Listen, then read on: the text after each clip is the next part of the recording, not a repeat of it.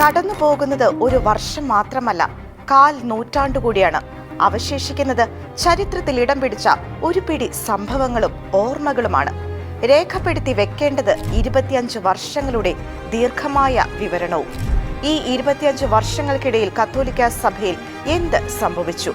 സഭാ ചരിത്രത്തിൽ രേഖപ്പെടുത്തി വെക്കേണ്ട അസുലഭ സന്ദർഭങ്ങളും സംഭവ വികാസങ്ങളും ഏതൊക്കെ?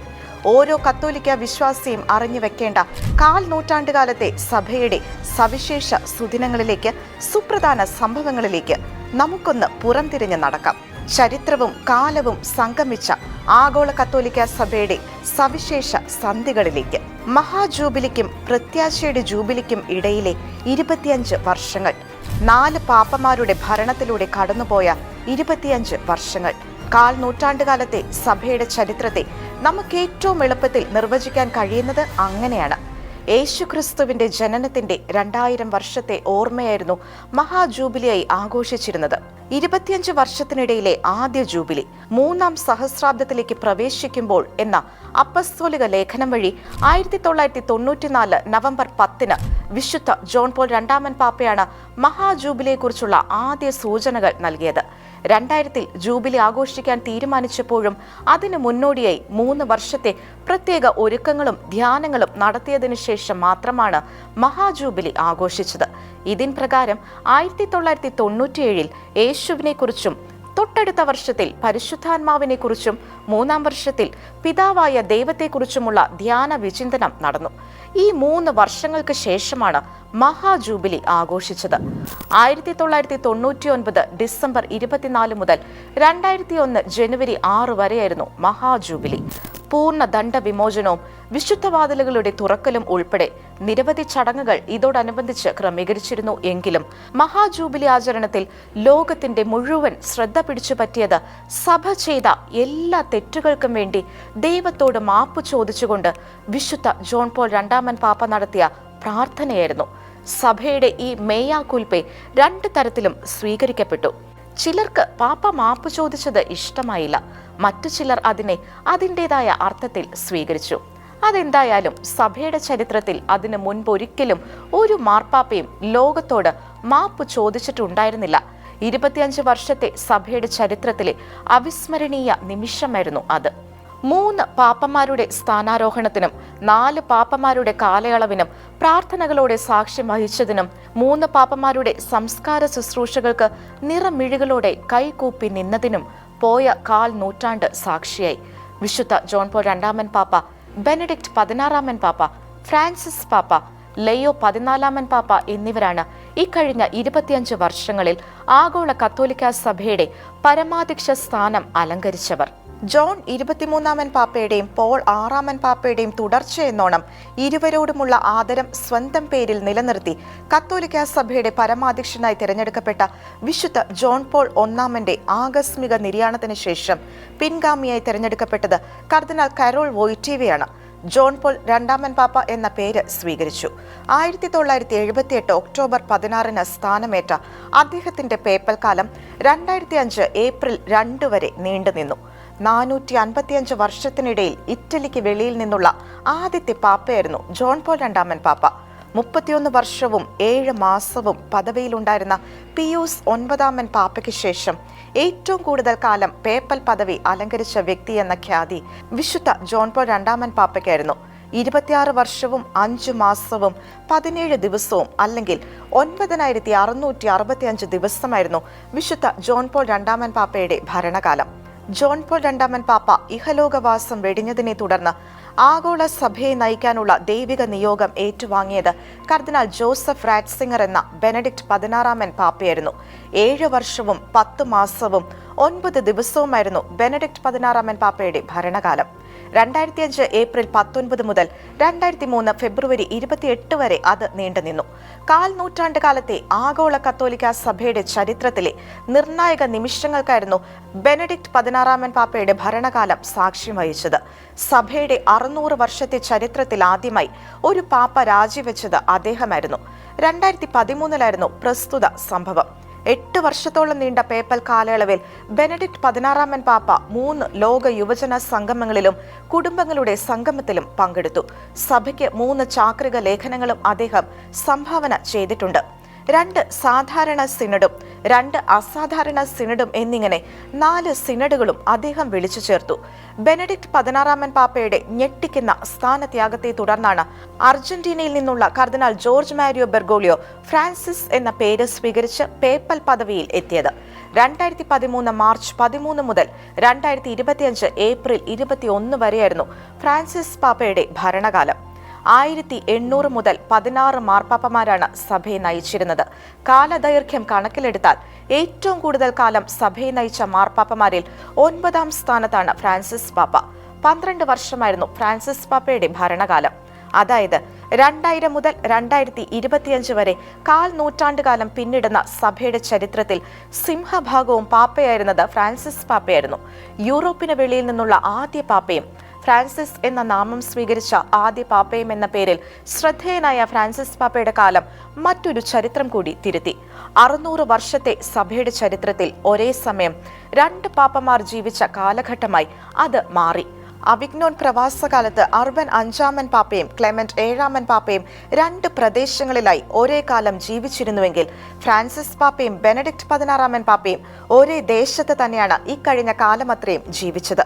സ്ഥാനത്യാഗം ചെയ്ത 2013 മുതൽ ദിവംഗതനായ 2022 ഡിസംബർ 31 വരെ വത്തിക്കാൻ സിറ്റിയിൽ തന്നെയായിരുന്നു ബെനഡിക്ട് 16 പാപ്പ താമസിച്ചത്.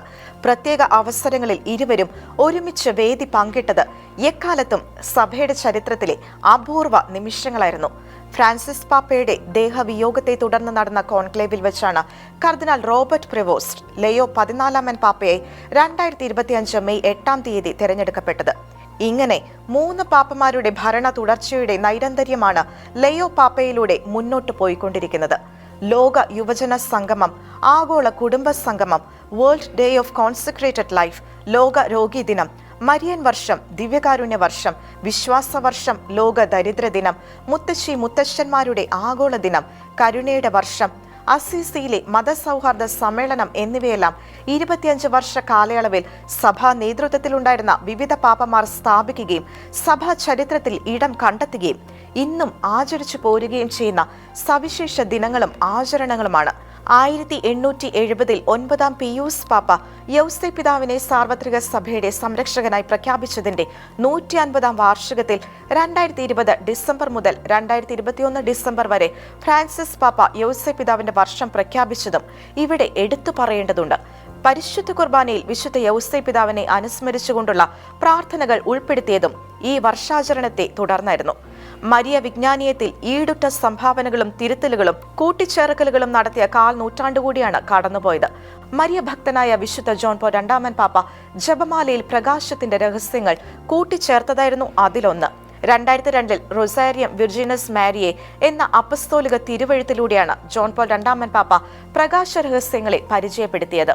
മാത്രവുമല്ല 1541 മുതൽ ആരംഭിക്കുകയും 1587 സിക്സ്റ്റസ് 5 പാപ്പ അംഗീകാരം നൽകുകയും ചെയ്ത പരിശുദ്ധ കന്യകാമറിയത്തിന്റെ അപദാനങ്ങൾ വാഴ്ത്തി അമ്മയുടെ മാധ്യസ്ഥ്യം തേടുന്ന ലുത്തിനിയയിൽ ഈ 25 വർഷത്തിനിടയിൽ 3 പുതിയ അർത്ഥനകളും കൂട്ടിച്ചേർക്കപ്പെടുകയുണ്ടായി. കരുണയുടെ മാതാവേ, പ്രത്യാശയുടെ മാതാവേ, കുടിയേറ്റക്കാരുടെ ആശ്വാസമേ എന്നീ അർത്ഥനകളാണ് ലുത്തിനിയയിൽ ഇപ്രകാരം കൂട്ടിച്ചേർക്കപ്പെട്ടത്. ഈ പ്രാർത്ഥനകൾ ചേർത്തത് ഫ്രാൻസിസ് പാപ്പയായിരുന്നു. ലോകം മുഴുവൻ അനിശ്ചിതത്വത്തിലൂടെ കടന്നുപോയ കോവിഡ് മഹാമാരിയുടെ കാലത്ത് 2020 ജൂൺ 20 പരിശുദ്ധ കന്യകാമറിയത്തിന്റെ വിമല ഹൃദയ തിരുനാളിലാണ് ഈ 3 സംബോധനകൾ ഫ്രാൻസിസ് പാപ്പ കൂട്ടിച്ചേർത്തത്. വിശ്വാസികളുടെ അമ്മ അഥവാ മാറ്റർ പോപ്പുലി ഫിദലിസ് എന്ന ഉപദേശക കുറിപ്പ് 2025 നവംബർ 4 പ്രസിദ്ധീകരിച്ചുകൊണ്ട് വത്തിക്കാന്റെ വിശ്വാസ കാര്യാലയം യഥാർത്ഥ മരിയ ഭക്തിയെ സംബന്ധിച്ച് കൃത്യമായ നിർദ്ദേശം നൽകിയതും ഈ കാലഘട്ടത്തിലെ സവിശേഷ സംഭവമാണ്. കാലങ്ങളായി മാതാവിനെ പലരും വിശേഷിപ്പിച്ചിരുന്ന സഹരക്ഷക, എല്ലാ കൃപകളുടെയും മധ്യസ്ഥ തുടങ്ങിയ വിശേഷണങ്ങൾ മറിയത്തെക്കുറിച്ചുള്ള വിശ്വാസ പ്രബോധനപരമായ നിർവചനത്തിന് യോജിച്ചതല്ലെന്നും അതിനാൽ സഹരക്ഷകയെന്നും എല്ലാ കൃപകളുടെയും മധ്യസ്ഥയെന്നും മറിയത്തെ വിശേഷിപ്പിക്കരുത് എന്നുമുള്ള വ്യക്തമായ പ്രഖ്യാപനമാണ് ഇതിലൂടെ നടത്തിയത്. വരും കാലങ്ങളിലെ വിശ്വാസികൾക്കുള്ള വ്യക്തമായ മാർഗനിർദ്ദേശവും യഥാർത്ഥത്തിൽ ആവശ്യമായിരിക്കേണ്ട മരിയ ഭക്തിയെക്കുറിച്ചുള്ള വ്യക്തമായ ദർശനവുമാണ് ഇതിലൂടെ അവതരിപ്പിക്കപ്പെട്ടത്. മുൻകാലങ്ങളിൽ മരിയൻ വിശ്വാസ പ്രമാണങ്ങളിൽ സംഭവിച്ചതുപോലെയുള്ള നിർണായകമായ ഒരു രേഖയായി ഇത് മാറിയിരിക്കുകയാണ്. വിശുദ്ധ ജോൺ പോൾ രണ്ടാമൻ പാപ്പ മുതൽ ലെയോ 14 പാപ്പ നടത്തിയ ആദ്യ വിശുദ്ധ പ്രഖ്യാപനം വരെ 25 വർഷത്തിനിടയിൽ ആയിരക്കണക്കിന് വിശുദ്ധരെയാണ് സഭയ്ക്ക് വണക്കത്തിനായി ലഭിച്ചത്. ഇതിൽ വിശുദ്ധ ജോൺ പോൾ രണ്ടാമൻ പാപ്പ 482 പേരെ വിശുദ്ധരായി പ്രഖ്യാപിച്ചു. സഭയുടെ ചരിത്രത്തിലെ 600 വർഷങ്ങളിൽ നടന്ന 300ഓളം വിശുദ്ധപദ പ്രഖ്യാപനങ്ങളെ അതിശയപ്പെടുത്തുന്ന കണക്കാണ് ഇത്. 2013 മുതൽ 2025 വരെയുള്ള പേപ്പൽ കാലത്ത് ഫ്രാൻസിസ് പാപ്പ ഒറാന്റോയിലെ 813 രക്തസാക്ഷികൾ ഉൾപ്പെടെ 942 പേരെയാണ് വിശുദ്ധരായി പ്രഖ്യാപിച്ചത്. 45 പേരെ ബെനഡിക്ട് 16 പാപ്പ വിശുദ്ധരായി ഉയർത്തി. ആഗോള കത്തോലിക്ക സഭയ്ക്ക് ഇക്കാലയളവിൽ ലഭിച്ച വിശുദ്ധരെക്കുറിച്ച് പറയുമ്പോൾ തീർച്ചയായും അതിൽ പ്രത്യേകമായി അഭിമാനിക്കാൻ കേരള സഭയ്ക്കും ചില കാരണങ്ങളുണ്ട്. നൂറ്റാണ്ടുകളുടെ പാരമ്പര്യമുള്ള കേരളത്തിലെ ക്രൈസ്തവ വിശ്വാസ ചരിത്രത്തിൽ ആദ്യമായി നമുക്കൊരു വിശുദ്ധയെ ലഭിച്ചത് ഈ 25 വർഷത്തിനിടയിലായിരുന്നു. വിശുദ്ധ അൽഫോൻസാമ. 1/4 നൂറ്റാണ്ട് കാലത്തെ കേരള സഭയുടെ ചരിത്രത്തിലെ സുവർണ നേട്ടമായിരുന്നു അൽഫോൻസാമയ്ക്ക് ലഭിച്ച വിശുദ്ധ പദവി. ഇതുകൂടാതെ വിശുദ്ധ ചാവറയച്ചൻ, വിശുദ്ധ എവുപ്രാസ്യമ്മ, വിശുദ്ധ മറിയം ത്രേസ്യ എന്നീ വിശുദ്ധരെയും നമുക്ക് ലഭിച്ചത് 1/4 നൂറ്റാണ്ടിനിടയ്ക്കാണ്. അൽഫോൻസാമയിൽ നിന്ന് ആരംഭിച്ച വിശുദ്ധ പദ പ്രഖ്യാപനത്തിന്റെ തുടർച്ചയാണ് ഇന്ന് വാഴ്ത്തപ്പെട്ട മദർ ഏലീശ്വായിൽ വരെ എത്തി നിൽക്കുന്നത്. രാമപുരത്ത് കുഞ്ഞച്ചനെയും സിസ്റ്റർ റാണി മരിയെയും വാഴ്ത്തപ്പെട്ടവരായി പ്രഖ്യാപിച്ചതും വിശുദ്ധ ദൈവസഹായം പിള്ളയെ ഭാരതത്തിലെ അൽമായരുടെ പ്രത്യേക മധ്യസ്ഥനായി പ്രഖ്യാപിച്ചതും ഇതേ കാലയളവിലായിരുന്നു. ലോകത്തിന്റെ വിവിധ ഭാഗങ്ങളിൽ വിവിധ കാലങ്ങളിൽ ദിവ്യകാരുണ്യ അത്ഭുതങ്ങൾ നടന്നിട്ടുണ്ടെങ്കിലും ഇന്നും നടക്കുന്നുണ്ടെങ്കിലും കേരള സഭയിൽ നടന്ന ഒരു ദിവ്യകാരുണ്യ അത്ഭുതത്തിന് വത്തിക്കാന്റെ അംഗീകാരം ലഭിച്ചതും ഈ വർഷങ്ങളിലായിരുന്നു. വിളക്കന്നൂരിൽ തിരുവോസ്തിയിൽ ക്രിസ്തുവിന്റെ മുഖം പതിഞ്ഞത് 2013 നവംബർ 15-നായിരുന്നു. നീണ്ട 12 വർഷത്തെ കാത്തിരിപ്പിന് ശേഷമാണ് ശാസ്ത്രീയമായ വിശകലനങ്ങൾക്കും പഠനങ്ങൾക്കും ശേഷം ഇതൊരു അത്ഭുതമായി അംഗീകരിച്ചുകൊണ്ട് വത്തിക്കാൻ പ്രഖ്യാപനം നടത്തിയത്. 2025 മെയ് 31 നടന്ന ഈ പ്രഖ്യാപനവും ആഗോള കത്തോലിക്ക സഭയുടെ ചരിത്രത്തിലെ മാത്രമല്ല കേരള സഭയുടെയും ചരിത്രത്തിലെ സവിശേഷ നിമിഷമായിരുന്നു. സീറോ മലബാർ സഭയ്ക്ക് അഖിലേന്ത്യാ ഭരണാധികാരം ലഭിച്ചതും ഗൾഫ് രാജ്യങ്ങളിലും സീറോ മലബാർ സഭയ്ക്ക് അജപാലന സാധ്യതകൾ തുറന്നു കിട്ടിയതും 1/4 നൂറ്റാണ്ടിന്റെ നേട്ടങ്ങളിൽ ഉൾപ്പെടുന്നു. വിശുദ്ധ മദർ തെരേസ, വിശുദ്ധ ജോൺ പോൾ രണ്ടാമൻ പാപ്പ, വിശുദ്ധ പോൾ 6 പാപ്പ, വിശുദ്ധ ജോൺ 23, വിശുദ്ധ ഓസ്കർ റൊമേറോ, വിശുദ്ധ ഫൗസ്റ്റിന കോവാൽസ്ക, വിശുദ്ധ ഈഡിത്ത് സ്റ്റെയിൻ, വിശുദ്ധ ജോസ് മരിയ എസ്ക്രീവ, വിശുദ്ധ ജെസീന്ത, വിശുദ്ധ ഫ്രാൻസിസ്കോ, വിശുദ്ധ ഹെൻറി ന്യൂമാൻ, വിശുദ്ധ കാർലോ അക്യുട്ടിസ് തുടങ്ങി ഏറെ പ്രശസ്തരായ പുണ്യജീവിതങ്ങളെ വിശുദ്ധ പദവിയിലേക്ക് ഉയർത്തിയതും ഇക്കാലയളവിലായിരുന്നു. തിരുസഭയെ നയിച്ച 3 മാർപ്പാപ്പമാർ ജോൺ 23 പാപ്പയും പോൾ 6 പാപ്പയും ജോൺ പോൾ 2 പാപ്പയും വിശുദ്ധ പദവിയിലേക്കും മറ്റൊരാൾ ജോൺ പോൾ 1 പാപ്പ വാഴ്ത്തപ്പെട്ട പദവിയിലേക്കും ഉയർത്തപ്പെടാനും 1/4 നൂറ്റാണ്ട് കാലത്തിനിടയായിട്ടുണ്ട് എന്നതും ശ്രദ്ധേയം. ഒരേ കാലത്ത് ജീവിച്ചിരിക്കുകയും തീവ്രമായ സൗഹൃദം പുലർത്തുകയും പരസ്പരം വിശുദ്ധി മനസ്സിലാക്കുകയും ചെയ്തിരുന്ന 2 പുണ്യാത്മാക്കൾ അധികം കാലതാമസം എടുക്കാതെ വിശുദ്ധ പദം പ്രാപിക്കുന്നതിനും ഈ 1/4 നൂറ്റാണ്ടിന് പുണ്യമുണ്ടായി. വിശുദ്ധ ജോൺ പോൾ 2 പാപ്പയും വിശുദ്ധ മദർ തെരേസയുമായിരുന്നു അവർ. ഇത്ര കുറഞ്ഞ കാലയളവിൽ വിശുദ്ധ പദവിയിലെത്തിയവർ മറ്റാരുമുണ്ടാവില്ല. വിശുദ്ധരായി പ്രഖ്യാപിക്കുന്നതിനുള്ള കാലതാമസങ്ങളെയും നടപടിക്രമങ്ങളെയും മറികടന്നാണ് വിശുദ്ധ ജോൺ പോൾ 2 പാപ്പ മദർ തെരേസയെ വിശുദ്ധിയായി പ്രഖ്യാപിച്ചത്. 1600-ലധികം നാമകരണ നടപടികൾ ഇപ്പോൾ പുരോഗമിച്ചുകൊണ്ടിരിക്കുന്നു എന്നത് ആഗോള കത്തോലിക്ക സഭ വിശുദ്ധിയുടെ വസന്തം രചിച്ചുകൊണ്ടിരിക്കുന്നു എന്നതിന് അടിവരയിടുന്നു. വേദപാരംഗതരുടെ പട്ടികയിലേക്ക് കൂടുതൽ വിശുദ്ധർ കൂട്ടിച്ചേർക്കപ്പെട്ടതും 25 വർഷത്തിനിടയിലായിരുന്നു. ബെനഡിക്ട് 16 പാപ്പ 2012 ആവിലായിലെ വിശുദ്ധ ജോണിനെയും ബിൻഗനിലെ വിശുദ്ധ ഹിൽഡഗാർഡിനെയും 2015 ഫ്രാൻസിസ് പാപ്പ നാരക്കിലെ വിശുദ്ധ ഗ്രിഗോറിനെയും 2022 ലിയോൺസിലെ വിശുദ്ധ ഐറനിയൂസിനെയും വേദപാരംഗതരായി പ്രഖ്യാപിച്ചു. ഏറ്റവും ഒടുവിൽ 2025 നവംബർ 1 ലയോ 14 പാപ്പ വിശുദ്ധ ഹെൻറി ന്യൂമാനെ വേദപാരംഗതനായി ഉയർത്തി. ഇതോടെ തിരുസഭയിലെ വേദപാരംഗതരുടെ എണ്ണം 38ആയി. പോയ 25 വർഷത്തിനിടയിൽ ആഗോള വ്യാപകമായി കത്തോലിക്കരുടെ എണ്ണത്തിൽ വർധനവുണ്ടായിട്ടുണ്ട് എന്നതാണ് ശ്രദ്ധേയമായ മറ്റൊരു നേട്ടം. 1.02 ബില്യൺ ആയിരുന്നത് 1.4 ബില്യണായി ഉയർന്നിരിക്കുന്നു. ഒരു കാലത്ത് ക്രൈസ്തവ വിശ്വാസത്തിന്റെ ഈറ്റില്ലമായി കണക്കാക്കി പോന്നിരുന്ന യൂറോപ്പിൽ കത്തോലിക്ക വിശ്വാസത്തിന് ഇടിവ് സംഭവിച്ചതും, എന്നാൽ ആഫ്രിക്ക, ഏഷ്യ പോലുള്ള വൻകരകളിൽ കത്തോലിക്ക വിശ്വാസം വർദ്ധിച്ചതും ഇക്കാലത്തിന്റെ പ്രത്യേകതകളാണ്. വേൾഡ് മിഷൻ സൺഡേയുടെ ഭാഗമായി വത്തിക്കാൻ പുറത്തുവിട്ട സ്ഥിതിവിവര കണക്കുകൾ പ്രകാരം ലോകത്തിലെ കത്തോലിക്ക പുരോഹിതരുടെ എണ്ണത്തിൽ കുറവും മെത്രാന്മാരുടെ എണ്ണത്തിൽ വർധനവും രേഖപ്പെടുത്തിയിട്ടുണ്ട്. എന്നാൽ സ്ഥിരം ഡീക്കന്മാരുടെ എണ്ണവും വർദ്ധിച്ചിട്ടുണ്ട്. വിദ്യാഭ്യാസ മേഖലയിൽ കത്തോലിക്ക സഭ 74,550 കിൻഡർ ഗാർഡനുകളും 1,02,455 പ്രൈമറി സ്കൂളുകളും 52,085 സെക്കൻഡറി സ്കൂളുകളും 44,68,875 യൂണിവേഴ്സിറ്റി സ്ഥാപനങ്ങളും കത്തോലിക്ക സഭയുമായി ബന്ധപ്പെട്ട് പ്രവർത്തിക്കുന്നു. ആരോഗ്യ മേഖലയിൽ ഹോസ്പിറ്റലുകളും ഡിസ്പെൻസറികളും കെയർ ഹോമുകളും കുഷ്ഠരോഗികൾക്കും വൃദ്ധർക്കും അംഗവൈകല്യമുള്ളവർക്കുമായുള്ള അഗതി മന്ദിരങ്ങളും ഉൾപ്പെടെ 1,03,951 സ്ഥാപനങ്ങൾ കത്തോലിക്ക സഭയുടെ ഭാഗമാണ്. മാമോദീസ സ്വീകരിക്കുന്നവരുടെ എണ്ണത്തിലും ആനുപാതികമായ വർധനവ് രേഖപ്പെടുത്തിയിട്ടുണ്ട്. സഭൈക്യത്തിന്റെ സംഗീതം മുഴങ്ങിയ 25 വർഷങ്ങളാണ് കത്തോലിക്ക സഭയെ സംബന്ധിച്ച് കടന്നുപോയിരിക്കുന്നത്. ഓർത്തഡോക്സ് സഭയുമായുള്ള ബന്ധത്തിൽ ഇക്കാലയളവിൽ വലിയ പുരോഗതിയുണ്ടായി. കൗദാശിക വിഷയങ്ങളിലും ദൈവശാസ്ത്ര വീക്ഷണങ്ങളിലും Syriac, Coptic, Armenian, Malankara Orthodox തുടങ്ങിയ സഭകളുമായി ആരോഗ്യപരമായ അടുപ്പം സ്ഥാപിച്ചെടുക്കാൻ കത്തോലിക്ക സഭയ്ക്ക് സാധിച്ചു. ഫ്രാൻസിസ് പാപ്പയുടെ കാലത്ത് ലൂതറൻ സഭയുമായും ബന്ധം ഊട്ടിയുറപ്പിക്കപ്പെട്ടു. അപ്പസ്തോലിക പാരമ്പര്യമില്ലാത്ത വിശ്വാസ സമൂഹങ്ങളുമായി ഏറ്റവും അധികം ചർച്ചകളും പങ്കാളിത്തവും നടന്ന കാലഘട്ടമായാണ് ഈ 25 വർഷത്തെ ദൈവശാസ്ത്രജ്ഞർ വിലയിരുത്തുന്നത്. സിനഡാലിറ്റിയെക്കുറിച്ച് നടന്ന സിനഡും ആമസോൺ സിനഡും സഭാഭരണത്തിൽ മാർപ്പാപ്പയെ സഹായിക്കുന്ന കോൺഗ്രിഗേഷനുകളെ ഡിക്കാസ്ട്രികൾ എന്ന പുനഃനാമകരണം നടത്തിയതും വിവാഹ നിയമങ്ങളും ആചപാലന നീതിയുമായി ബന്ധപ്പെട്ട നിയമനങ്ങളുടെ പരിഷ്കരണവും കരിസ്മാറ്റിക് മുന്നേറ്റത്തിന് ഔദ്യോഗികമായ അംഗീകാരം നൽകിയതും 1/4 നൂറ്റാണ്ടിന്റെ നേട്ടങ്ങളിൽ പെടുന്നു. റേരും നൊവാരും പോലെയുള്ള അനശ്വരമായ ചാക്രിക ലേഖനങ്ങളെ പോലെ ലൗദാത്തോസിയും ഫ്രെത്തിലെ തുതിയും കാരിത്താസ് ഇൻ വേരിത്താത്തെയും പോലെയുള്ള ചാക്രിക ലേഖനങ്ങളും ഇക്കാലയളവിൽ പിറന്നിട്ടുണ്ട്. വിശുദ്ധരുടെ നാമകരണ നടപടികളും കോൺക്ലേവുമായും ബന്ധപ്പെട്ടതും പുതിയ പല പരിഷ്കാരങ്ങളും നടപ്പിലാക്കപ്പെടുകയും ചെയ്തു. കാലാവസ്ഥ വ്യതിയാനം ധാർമ്മിക പ്രശ്നമാണെന്ന് അവതരിപ്പിച്ചുകൊണ്ടുള്ള ലൗദാത്തോസി പോലെയുള്ള ചാക്രിക ലേഖനങ്ങൾ സഭയ്ക്ക് പുതിയ മുഖമാണ് ലോകത്തിൽ അവതരിപ്പിച്ചത്. സഭയുടെ ചക്രവാളങ്ങൾക്കപ്പുറത്തേക്ക് കടന്നു ചെല്ലാനും പല വിധത്തിലുള്ള ഇടപെടലുകൾ നടത്താനും സാമൂഹികവും സാംസ്കാരികവുമായ മുന്നേറ്റങ്ങൾക്ക് നാന്ദി കുറിക്കുവാനും 1/4 നൂറ്റാണ്ട് കാലത്തിനുള്ളിൽ സഭയ്ക്ക് സാധിച്ചിട്ടുണ്ട്. അഭൂതപൂർവമായ മുന്നേറ്റങ്ങളും ഇടപെടലുകളുമായിരുന്നു സഭ ഈ വിഷയങ്ങളിൽ നടത്തിയത്. മനുഷ്യത്വത്തെ ഹനിക്കുന്ന ഏത് കുൽസിത പ്രവർത്തനങ്ങളോടും സഭ തന്റെ വിട്ടുവീഴ്ചയില്ലാത്ത നിലപാട് ആവർത്തിച്ചു. യുദ്ധങ്ങൾ, ഗർഭഛിദ്രം, ദയാവധം, സ്വവർഗ വിവാഹം, പ്രകൃതി സംരക്ഷണം, കുടിയേറ്റം എന്നിങ്ങനെ ഏത് വിഷയവും സഭയുടെ ധാർമ്മിക നിലപാടിനനുസരിച്ച് നിർവചിക്കപ്പെടുകയും പുനരവതരിപ്പിക്കപ്പെടുകയും ചെയ്തു. യുദ്ധക്കൊതി പൂണ്ട രാജ്യങ്ങൾക്കിടയിൽ സമാധാനത്തിന്റെ വെള്ളരിപ്രാവുകളായി കടന്നു ചെല്ലാൻ സഭ ഒരിക്കലും മടി വിചാരിച്ചില്ല. ഇസ്രായേൽ പലസ്തീൻ യുദ്ധമായാലും യുക്രൈൻ റഷ്യ പോരാട്ടമായാലും എവിടെയും സഭ ധർമ്മത്തിന്റെയും നീതിയുടെയും പക്ഷം പിടിച്ചുള്ള പോരാട്ടത്തിനിറങ്ങുകയും സമാധാനം സ്ഥാപിക്കുകയും ചെയ്തു. പരിശുദ്ധ ബൈബിളിലെ പഠനങ്ങളും യുവജന പ്രസ്ഥാനങ്ങളും ആത്മീയ അഭ്യാസങ്ങളും ശക്തിപ്പെടുത്തുകയും അൽമായർക്ക് സഭയിൽ പങ്കാളിത്തം നൽകിയതും തുടങ്ങി സഭയിൽ വലിയ മാറ്റങ്ങൾക്കാണ് ഈ കാലയളവ് വഴി തുറന്നത്. മുൻപൊരിക്കലും ഉണ്ടായിട്ടില്ലാത്ത വിധത്തിൽ കുടിയേറ്റ പ്രശ്നങ്ങൾ ചർച്ച ചെയ്യപ്പെട്ടത് ഫ്രാൻസിസ് പാപ്പയുടെ കാലത്തായിരുന്നു. വത്തിക്കാനിലേക്ക് അഭയാർത്ഥികളെ സ്വീകരിച്ചുകൊണ്ട് കുടിയേറ്റക്കാരോട് പൊതുസമൂഹത്തിന്റെ മനോഭാവത്തിൽ മാറ്റം വരുത്തേണ്ടതിന്റെ ആവശ്യകത അദ്ദേഹം ഉദ്ബോധിപ്പിച്ചു.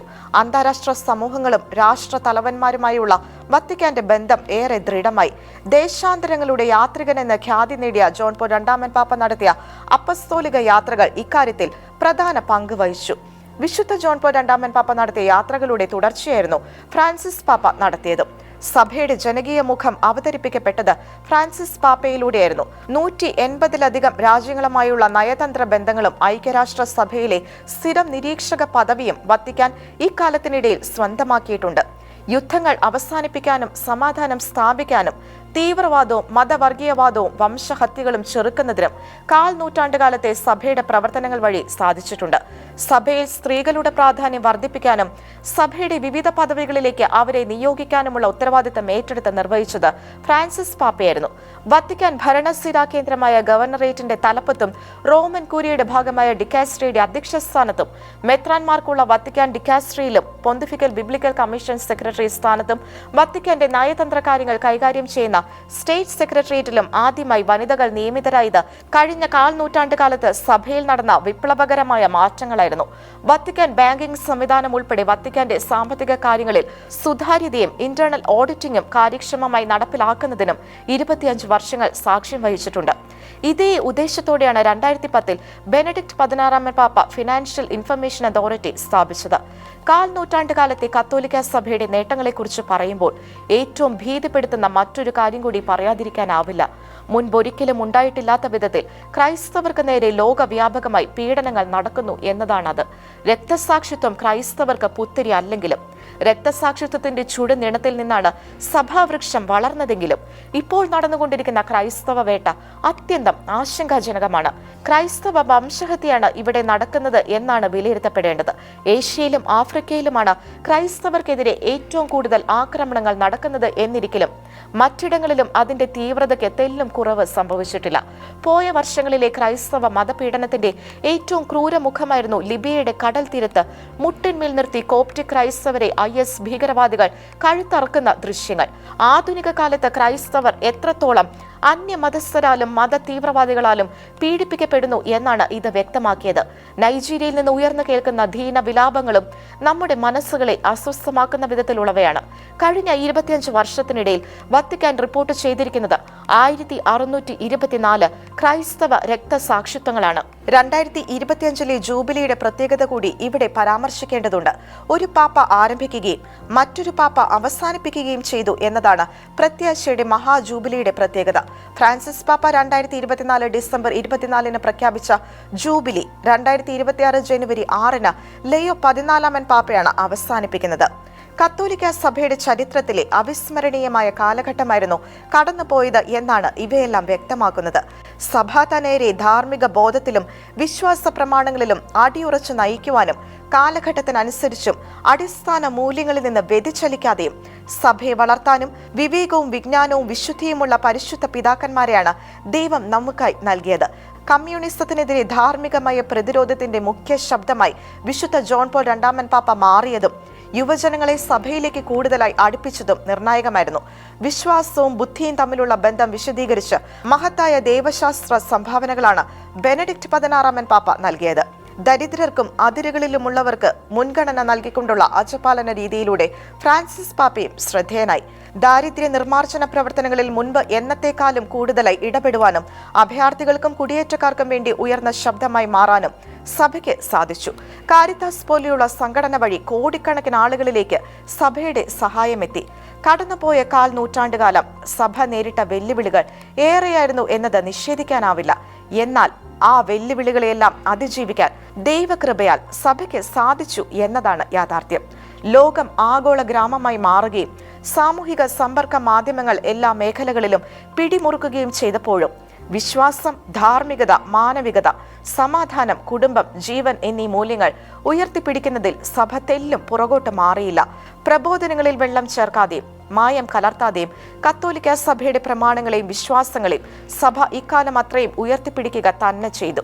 ഇങ്ങനെ സഭയ്ക്ക് പുതിയ ദിശാബോധവും സൂക്ഷ്മമായ കാഴ്ചപ്പാടും നൽകിയ സഭയെ നയിച്ച് മൺമറഞ്ഞു പോയ വിശുദ്ധ ജോൺ പോൾ 2 പാപ്പ, ബെനഡിക്ട് 16 പാപ്പ, ഫ്രാൻസിസ് പാപ്പ എന്നിവരെ നമുക്ക് നന്ദിയോടെ ഓർമ്മിക്കുകയും സഭയുടെ നിയോഗങ്ങൾക്കും ആവശ്യങ്ങൾക്കും വേണ്ടി അവരോട് മാധ്യസ്ഥ്യം യാചിക്കുകയും ചെയ്യാം. സഭാനൗകയെ ധീരതയോടെയും കാലത്തിന്റെ ചുവരെഴുത്തുകൾ മനസ്സിലാക്കി മുന്നോട്ട് നയിക്കാൻ ലയോ പാപ്പയ്ക്ക് സാധിക്കട്ടെ എന്ന് നമുക്ക് പ്രാർത്ഥിക്കാം. ലയോ 14 പാപ്പയ്ക്ക് വേണ്ടിയും അദ്ദേഹത്തിന്റെ പ്രത്യേക നിയോഗങ്ങൾക്ക് വേണ്ടിയും നമുക്ക് പ്രാർത്ഥിക്കാം. കേവലം മതസ്ഥാപനമായി മാറാതെ മനുഷ്യവംശത്തിന്റെ മനസ്സാക്ഷിയുടെ ശബ്ദമായി വിശ്വാസവും കരുണയും നീതിയും സമാധാനവും സ്ഥാപിച്ചുകൊണ്ട് ലോകത്തെ രൂപാന്തരപ്പെടുത്താനുള്ള ദൗത്യം കത്തോലിക്ക സഭ ഇനിയും തുടരുക തന്നെ ചെയ്യും. നൂറ്റാണ്ടിന്റെ തുടർച്ചയായി മറ്റൊരു നൂറ്റാണ്ടിന്റെ വളർച്ചയെ സ്വപ്നം കണ്ട് സഭ പുതിയ വർഷത്തിലേക്ക് കാലെടുത്ത് വെക്കുമ്പോൾ സഭയുടെ ഭാഗമായി നിൽക്കാനും സഭയോടൊത്തു പ്രവർത്തിക്കാനും സഭയ്ക്ക് വേണ്ടി സ്വപ്നങ്ങൾ കാണാനും നമുക്ക് സാധിക്കുന്നതോർത്ത് കർത്താവിന് നന്ദി പറയാം. സഭയോട് അകന്നു നിൽക്കുമ്പോൾ ഉണ്ടാകാനിടയുള്ള വലിയ നഷ്ടങ്ങളെ നിസ്സാരവൽക്കരിച്ചും സഭയോട് ചേർന്ന് നിൽക്കുമ്പോഴുണ്ടാകുന്ന എല്ലാ അപമാനങ്ങളിലും സഹനങ്ങളിലും സന്തോഷപൂർവ്വം പങ്കുചേർന്നും നമുക്ക് നമ്മുടെ വിശ്വാസയാത്ര തുടരാം. സഭയോടുള്ള പ്രതിബദ്ധത അരക്കിട്ടുറപ്പിക്കാനും കൂടുതൽ സഭാത്മകമായ പ്രവർത്തനങ്ങളിൽ ഏർപ്പെടാനും നമുക്ക് പ്രതിജ്ഞയെടുക്കാം. കൂടുതൽ സഭാ സ്നേഹികളായി മാറാൻ പുതുവർഷത്തിൽ നമുക്ക് സാധിക്കട്ടെ. ആഗോള കത്തോലിക്ക സഭയുടെ ഭാഗമാണെന്ന് പറയുന്നതിൽ അഭിമാനിക്കാൻ കഴിയുന്ന വിധത്തിൽ നമ്മുടെ സഭാ സ്നേഹം വർദ്ധിക്കട്ടെ.